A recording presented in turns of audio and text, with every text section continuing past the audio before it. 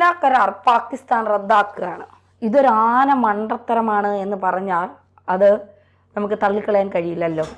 അത് നമുക്ക് ചിരിക്കാനേ ആദ്യം പറ്റുള്ളൂ. കാരണം എന്ന് പറഞ്ഞു കഴിഞ്ഞാൽ അവരുടെ കയ്യിലുള്ള ഏക ഒരു ഉപാധിയാണ് ഷിംല കരാർ. കാരണം ഇന്ത്യയാണ് ഇവിടെ അപ്പർ ഹാൻഡിലുള്ള രാജ്യം. അത് ലംഘിച്ചു കഴിഞ്ഞാൽ, അത് ഇല്ലാതാക്കി കഴിഞ്ഞു കഴിഞ്ഞാൽ ഇന്ത്യക്ക് കുറച്ചുകൂടി എളുപ്പമായി കാര്യങ്ങളെന്നതേ ഉള്ളൂ.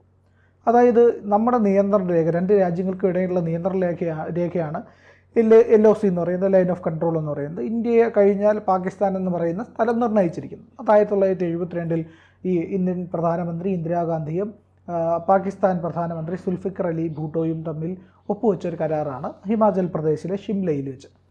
അപ്പോൾ ഈ കരാറിൽ ഒരുപാട് കാര്യങ്ങളുണ്ട്. 1971 നടന്ന ഇന്ത്യ പാകിസ്ഥാൻ യുദ്ധത്തിലോടുകൂടി സ്വതന്ത്രമായ ബംഗ്ലാദേശ് സ്വാതന്ത്ര്യത്തിന് വേണ്ടി ഉണ്ടായ ആ യുദ്ധത്തിൽ പാകിസ്ഥാൻ്റെ കുറേ സൈനികരെ നമ്മൾ പിടിച്ചെടുത്തിരുന്നു. ആ സൈനികരെ വിട്ടുകൊടുക്കുക എന്നുള്ളത് കൂടി കരാറിൻ്റെ ഭാഗമാണ്. ഇന്ത്യയും പാകിസ്ഥാനും തമ്മിൽ സമാധാനം പുലർത്തും, ഈ പറയുന്ന അതിർത്തി ഒരിക്കലും ലംഘിക്കില്ല.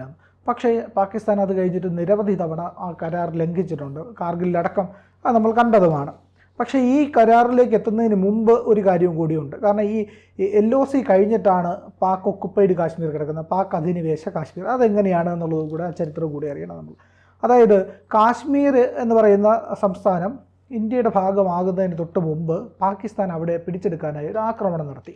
ആ ആക്രമണം നടത്തിയപ്പോൾ കാശ്മീരിൻ്റെ രാജാവ് അന്ന് ഇന്ത്യയോട് അഭ്യർത്ഥിച്ചു, ഇന്ത്യ ഇവിടെ വരണം, സൈന്യം ഇവിടെ എത്തണം, ഞങ്ങളെ സഹായിക്കണമെന്ന്.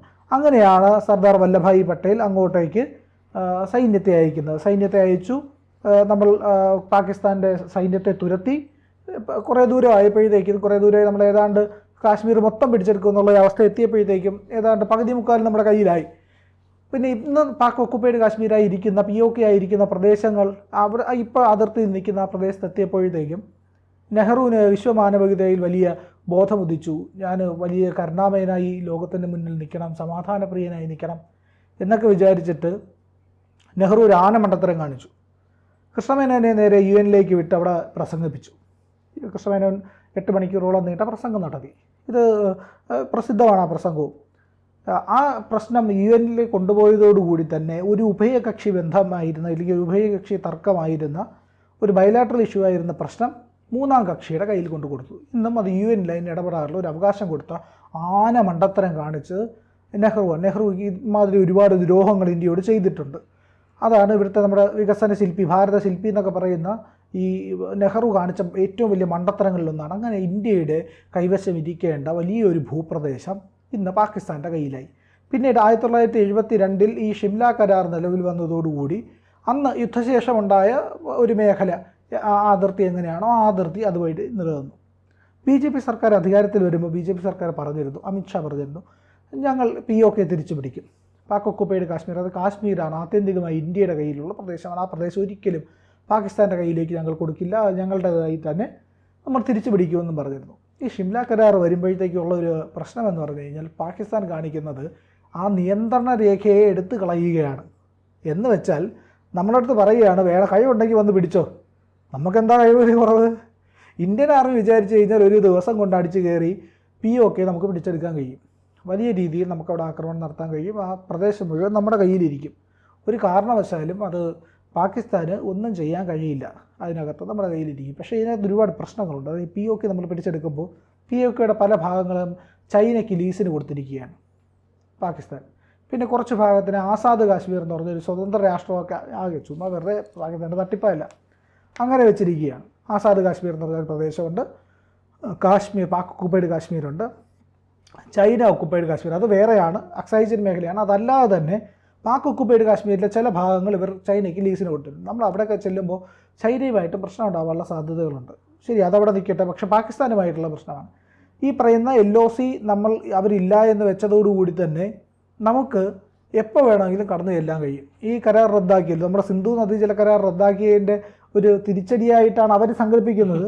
പക്ഷേ ഒരു ബുദ്ധിയില്ലാത്തവൻ്റെ ഒരു കാര്യമായിട്ടാണ് ഇത് തോന്നുന്നത്. കാരണം എന്ന് പറഞ്ഞു കഴിഞ്ഞാൽ അത് റദ്ദായി കഴിയുമ്പോൾ നമുക്ക് സ്വാഗതമാണ് അതിൻ്റെ അർത്ഥം എന്ന് പറഞ്ഞു കഴിഞ്ഞാൽ.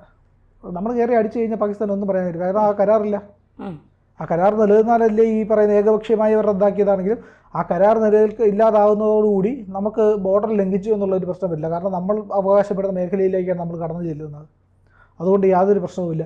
പക്ഷേ അങ്ങനെ വരുമ്പോൾ പാകിസ്ഥാൻ്റെ അബദ്ധം എന്ന് പറഞ്ഞു കഴിഞ്ഞാൽ ഈ മേഖലയിലേക്ക് ഇന്ത്യ ചെല്ലുകയും പാക് ഒക്കുപൈഡ് കാശ്മീരിനെ ഇന്ത്യ പിടിച്ചെടുക്കുകയാണ്. പക്ഷേ അതോടൊപ്പം തന്നെ പാകിസ്ഥാൻ പ്രകോപനങ്ങളും നടത്തുന്നുണ്ട്. നമുക്കറിയാം, ഇന്നലെയും വലിയ വെടിവയ്പ്പാണ്, ഇന്നലെ രാത്രിയിലും വലിയ വെടിവയ്പ്പാണ് അതിർത്തിയിലുണ്ടായത്. കരാറിൽ ലംഘിച്ചുകൊണ്ട് പാകിസ്ഥാൻ നിരന്തരമായ ആക്രമണം നടത്തുന്നു. അതിൽ യാതൊരു കുഴപ്പമില്ല, ഇന്ത്യ നല്ല തിരിച്ചടിയും കൊടുക്കുന്നുണ്ട്. ഇതുവരെ ആളപായമൊന്നും ഉണ്ടായില്ല എന്നുള്ളതേ ഉള്ളൂ. നമ്മുടെ ഒരു BSF ജവാൻ അബദ്ധത്തിൽ പാകിസ്ഥാന്റെ ടെറിട്ടറിയിലേക്ക് പോയിട്ടുണ്ട്. അത് അദ്ദേഹത്തെ തിരിച്ചു വിട്ടു കിട്ടുന്നതിനായിട്ടുള്ള സംസാരമൊക്കെ നടക്കുന്നുണ്ട്, ചർച്ചകളൊക്കെ നടക്കുന്നുണ്ട്. പക്ഷേ പാകിസ്ഥാൻ എന്ന് പറയുന്ന രാജ്യത്തിന് ഒരുപാട് ബുദ്ധിശൂന്യമായ പ്രവർത്തികൾ ചെയ്യുന്നതിൻ്റെ ഒരു ഉദാഹരണമാണ് ഈ സീസ് ഫയർ വയലേഷനും ഈ LOCയിലെ റദ്ദാക്കലും. കാരണം എന്ന് പറഞ്ഞു കഴിഞ്ഞാൽ ഇന്ത്യക്ക് നേരെ അവരൊരു ആക്രമണം നടത്തി, തീവ്രവാദികൾ ഉപയോഗിച്ചുകൊണ്ടാണ് ആക്രമണം. സ്വാഭാവികമായും ഇന്ത്യ വളരെ വലിയ സമ്മർദ്ദത്തിലാണ്. ജനങ്ങളിൽ നിന്നുണ്ടാകുന്ന വിഷമം, സൈന്യത്തിനുണ്ടായിരിക്കുന്ന വിഷമം, ഈ പറയുന്ന ഭീകരാക്രമണത്തിൻ്റെ പ്രശ്നങ്ങൾ, ഇതെല്ലാം കൊണ്ട് ഇന്ത്യ വളരെ ഏത് നിമിഷവും ആക്രമിക്കുമെന്ന് പറയുന്ന ഒരു ഘട്ടത്തിലിരിക്കുമ്പോൾ ഏതെങ്കിലും ഒരു തരത്തിലുള്ള ഒരു സർജിക്കൽ സ്ട്രൈക്കിന് ഇന്ത്യ ഒരുങ്ങിയിരിക്കുന്നത്. സർജിക്കൽ സ്ട്രൈക്ക് സൈനികമായിട്ട് മിസൈൽ ആക്രമണം അങ്ങനെയൊന്നും ആയിരിക്കണ്ട, മറ്റേതെങ്കിലും ഒരു സാധനമായിരിക്കാം. അങ്ങനെ ഇരിക്കുമ്പോഴാണ് പാകിസ്ഥാൻ ഈ പറയുന്ന പ്രകോപനങ്ങളെല്ലാം നടത്തുന്നത്.